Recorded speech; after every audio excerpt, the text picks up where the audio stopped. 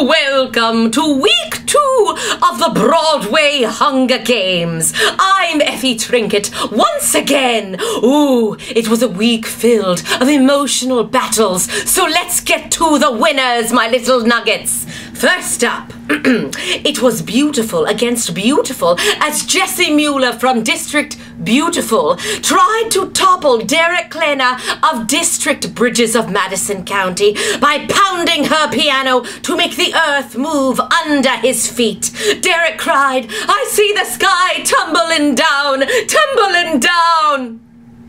Just as Jessie thought she had won, Derek ripped off his shirt. The hotness rippled off of him. "Do all the boys of Madison County look like you?" Jessie replied. "Of course," said Derek. "Come with me and see." Jessie swooned. "Oh, you make me feel like a natural woman, but will you still love me tomorrow?" "Yes," said Derek. Jessie went to him. She touched his chest and then burst into flames. "It's too late, baby, and I'm too hot. I may play a kid, but I'm all man. I'll see ya on State Road 21, suckers." Derek wins. Ooh. Battle number 2.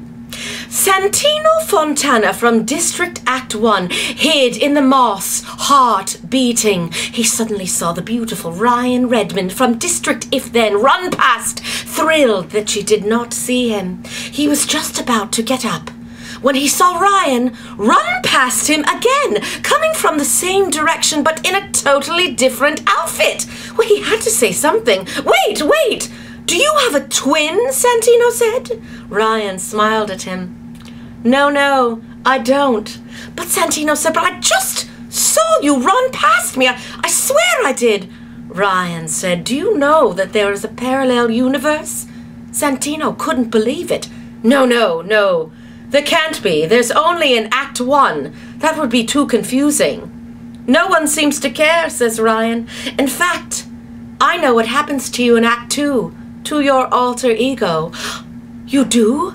said Santino. Tell me, I must know now. I have a bad feeling that I may turn evil." Ryan got very close to him, and she whispered the secret in his ear. "You get neck punched, kapow! Neck slash punch!" Ryan wins. Very smart of her indeed. Battle number 3. In the closest battle we have ever seen in the Capitol. The closest. Chris Rice from District Book of Mormon rang the doorbell on the tree that Neil Patrick Harris from District Hedwig and the Angry Inch was staying in.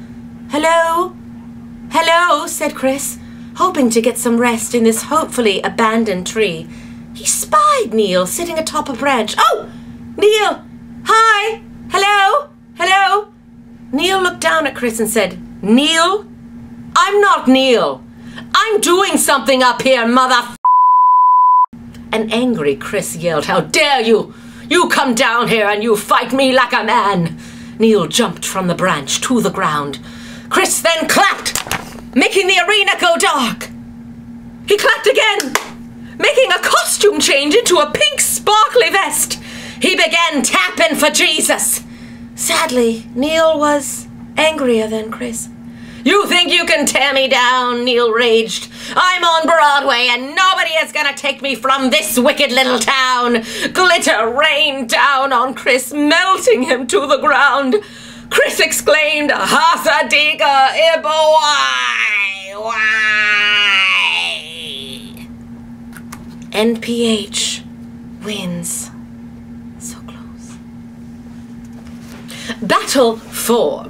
In the worst battle yours truly has ever seen since Katniss versus Peter going back into the arena. 2 old friends faced off. Ben Thompson of District Matilda found himself face to chest with Gabriel Ebert from District Casa Valentina. With tears in their eyes, Ben defiantly put down his hammer. Gabriel put down his fake boobies. "We will not fight each other," Ben screamed to the cameras. Gasps were heard all around the Capitol. Gabriel reached into his bra and pulled out some strange-looking berries. "Dude, I'm not eating those. It's gross," Ben said. "No," Gabe replied. "Lesli Margherita gave these to me. She said they weren't poison at all. We just used them to scare the Capitol. There's no way they'd let us both die." Ben agreed and took some of the berries in his hand. They stared at the cameras. Gabe whispered, "On the count of 3. 1, 2, 3! Gabe then stuffed the berries into his pie hole and then immediately started choking. Ben, who had not eaten the berries, smiled in triumph. "Ha! Lesli gave you real poison berries. That's what you get for leaving District, Matilda." "That's what you get for leaving Matilda. Take that. Eat those berries, punk. Eat them. Swallow them. Yeah, that's right." He exited once again to Tupac Shakur music, leaving Gabe dying and crying out, "Lesli, I loved you." We still don't know who this Lesli is. We'll find out. Ben wins!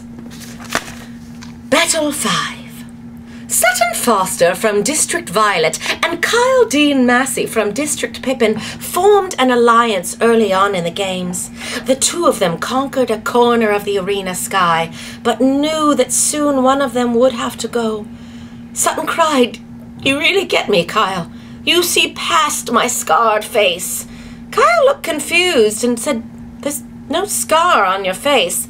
"Yes, there is," Sutton screamed. "You just can't see it." Kyle knew that Sutton had gone a cuckoo, and it was time to get rid of her.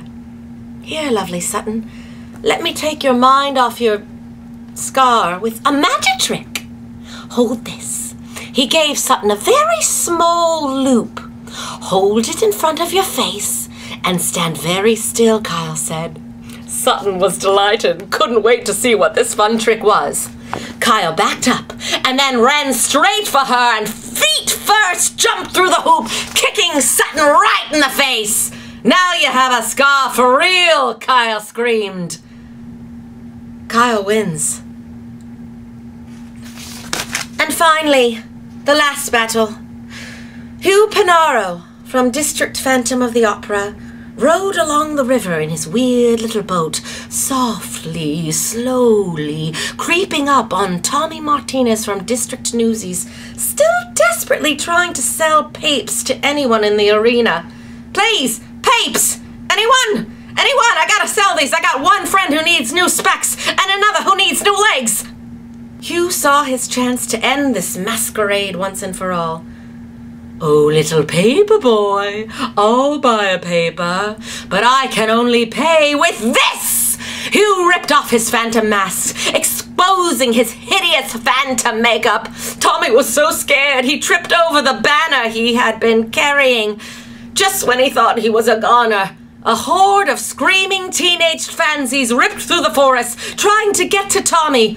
Well, he let the girls stampede right over Hugh, pounding him into the ground as Tommy ran away, yelling, "Think of me, biatch!" Tommy wins. Well, my little nuggets, that was week 2.